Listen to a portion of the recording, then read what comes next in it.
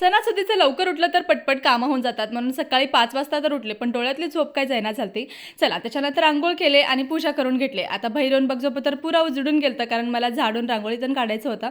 आता इकडे डाळ तर कुकरला लावलते, पण 4 शिटीला सुद्धा माझे काय डाळ शिजली नाही, म्हणून परत कुकर लावावं लागलं. इकडे रात्रीलाच मी सगळं पूजेचं सावरून ठेवलते, म्हणून सकाळी त्याचं काही काम तेवढं नव्हतं. इकडे दोघी बहिणी अजून अंतरणामध्ये आहेत, हे गोष्ट तर राहू दे, पण लालीचं तिला सकाळच्यानं मारणंच चाललंय. चल लाली, तू लई आगाऊपणा करलीस, म्हणून तिला घेऊनच देवपूजा करून छान नैवेद्य वगैरे दाखवून घेतले. त्याच्यानंतर आम्ही सगळे छान रेडी झालो आणि ते ताट पण मस्त मांडून घेतले.